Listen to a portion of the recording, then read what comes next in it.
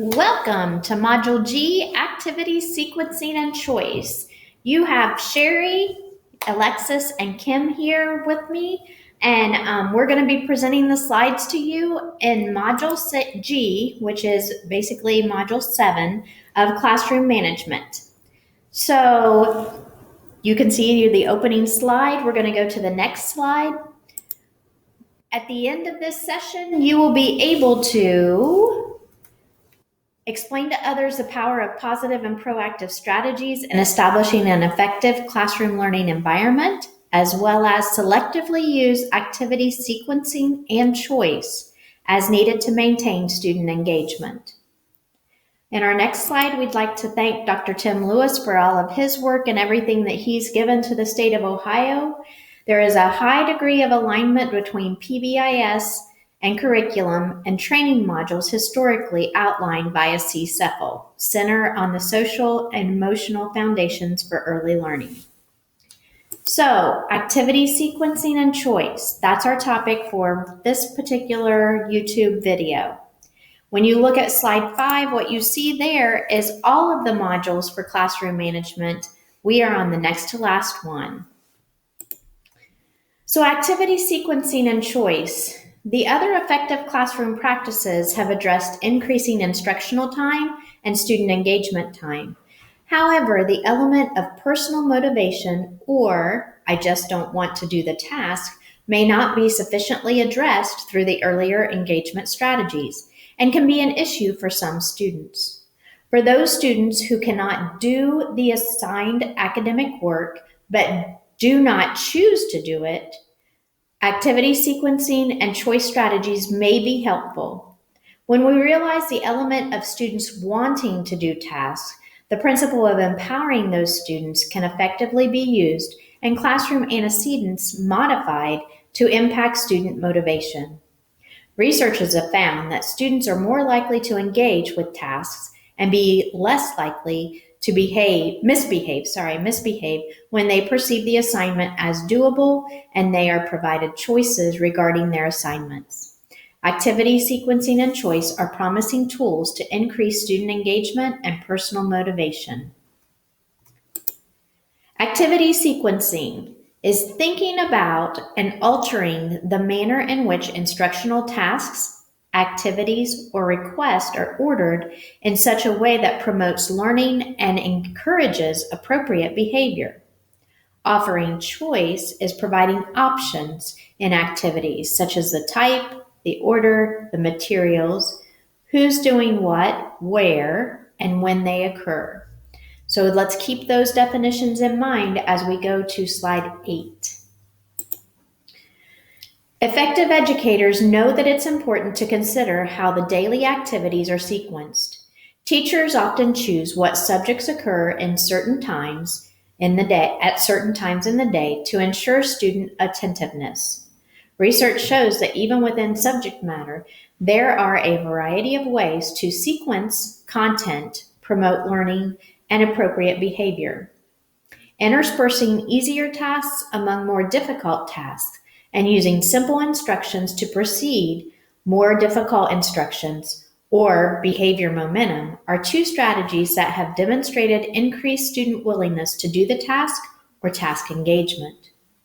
As you think about activity sequencing and offering choice, we wonder if you can help build a positive relationship between students and teachers that way. The answer is yes. Now, these are two strategies to change the order of academic tasks: task interspersal and behavior momentum. Let's talk about each one. Task interspersal is intermixing easier tasks among more difficult tasks. Behavior momentum, using simple instructions to proceed before more difficult ones. Think about that in your own classroom and how that might work. Or, since this is a train the trainer principles, how will you explain this to your participants to make sure that they understand the difference between the two? Slide 10. Task interspersal, the what? A simple strategy of interspersing tasks that have already been mastered within an assignment of new learning. So we're going to ask a few participants to share the content their students have mastered. Then we ask how they know when that student has mastered the content. Notice we asked about student mastery and not what was covered in class. There's a big difference between those two. Participants should mention things like assignment grades, rubric scores, end of unit tests. Task interspersal helps all students, but particularly those students who often experience frustration and poor task completion. It allows for review of previously learned content while heading off frustration. It is well worth the time and effort to incorporate this strategy into material development. So keeping in mind that definition of task interspersal, as a trainer, you're going to ask some of your participants to share the content that their students have mastered. Then ask them how they know if the student has mastered that content. Notice we're asking about student mastery, not what's covered in class, not the lesson plans. There's a difference. Participants in your training should be mentioning things like assignment grades, rubric scores, end of student tests, things like that. Task interspersal helps all students, but particularly those students who experience frustration and poor task completion. It allows for a review of previously learned content while heading off frustration. It's well worth the time and effort to incorporate this strategy into material development. So why would we do task interspersal? Well, because students are more likely to engage in assignments that do not require significant effort. This is really important for our students who might be struggling with things like executive function. It allows us to keep them, to teach them how to complete a task.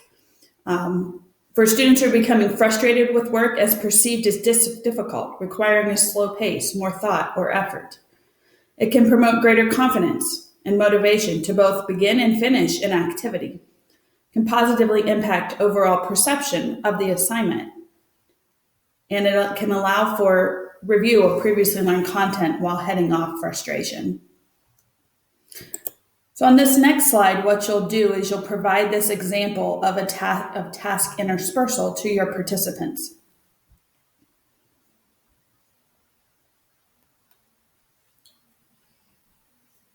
I'll give you a second to look at that.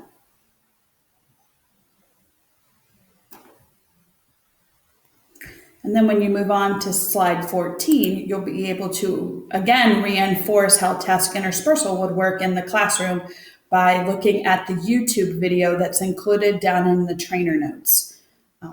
There's a link there for the YouTube video for your participants to watch. And then when you're finished with that assignment, there is an activity that will take approximately 10 minutes that it will allow for some personal reflection, planning for use, and you're able to bring those participants together and talk about how that would be put into practice in the classroom. The next strategy is called behavior momentum. And it's a second strategy to assist with activity sequencing. Excuse me. A similar strategy that relates to sequencing is the momentum of easier tasks or requests to build energy or motion to comply with the following request or activity of greater difficulty. In essence, it's a behavioral strategy that entails making requests that are easy for the child before making requests that are more challenging or difficult. The same principles explained above impact the likelihood that the more difficult task will be completed. For example, a difficult transition to a new activity can be facilitated by preceding that transition with simple instructions just prior to the transition request. Michael does not like to read, and in the past, when asked to read, he hangs his head and closes his eyes. Today, his teacher begins the small group reading assignment by reading to him briefly. Then, she asks him to follow along and read with her. When he does, she praises him and asks him to read every other sentence on his own. She praises him again and now asks him to continue reading by himself. Behavior momentum can be used with individual students or an entire class. This slide on slide 17 are things to consider when planning for behavior momentum. So you could use these as discussion prompts or questions with your participants, and how that can impact their into practice of this strategy. On slide 18, we again have a case study about Miguel. And it's very similar to the one that I just read to you in the notes on 2 slides back. And then again, there's a video down in the description notes that you can watch with your teachers, so that you can bring this all together for them and talk about their into practice. On slide 19, there's discussion questions as well. And then we get to the next strategy, which is student choice.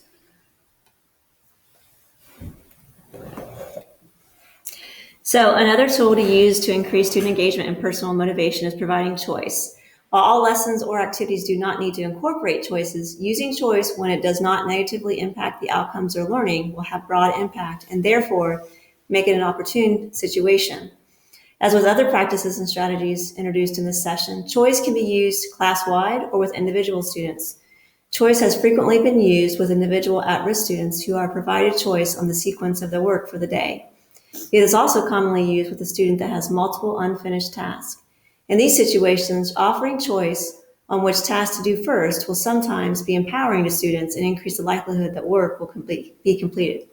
Using class-wide choice can have a powerful group effect. Still, there will remain a small number of students who will not respond to these efforts and may require an individual approach. Because we want to increase the likelihood that students will engage in learning and complete tasks, we should become skillful at selectively using student choice of activities. Materials used to complete a task or choice of the order in which the tasks are completed. Students can also be given choices from whom they work with, where they will work, and what they can do once their task is complete. Choice appears to help both the compliance and the affect or positive feelings students have for school and their teacher. The teacher offers the choices that are acceptable. So the next slide here, you're going to see an activity in regards to student choice. You're going to see a scenario with Mr. Franklin's class. And so what you would do as the trainer is to give your participants approximately about 2 minutes to review the class scenario. And then the answers will be showing on the next 2 slides here. So really thinking about how does Mr. Franklin offer choice, and think about those examples that we've talked about, and thinking about the space and thinking about the types of opportunities that we're providing to students as to how they engage in their work, who they engage in their work with, and then again, looking at those tasks. Here are the steps that can help teachers plan to use choice with students. So sometimes breaking those down for teachers is very helpful. And these are just some examples of ways that teachers can look at how they might be able to provide choice. And sometimes for some of the teachers, it's an affirmation that maybe I'm doing some of these things and I'm not recognizing that I'm providing choice.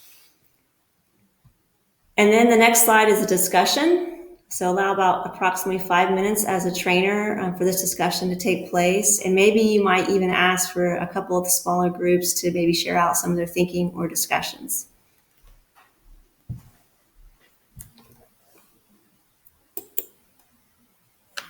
Okay, and there's also a handout that's in your resource in Schoology. So with this handout, it lists the subjects or content areas that you can teach, identify the ways that you might be able to include choice for each of those. So again, thinking about the mode, thinking about your context of your space, thinking about different partner groups where they can engage in group work. So thinking about, some of you are emphasizing a lot of emphasis on project-based learning or problem-based learning. That could fit with this as well. And then this is where you would just give your participants an opportunity to ask any questions. And certainly we are here to answer any of your questions that you may have as well. And the last couple of slides, you're going to see some references as to resources and research. And then, of course, the ODE contact information as well. We appreciate your time for Module 7, Activity Sequence and Choice. Please feel free to contact myself, Kim K. Adams, Sherry Helterbrand, or Alexis Kirk if you have further questions.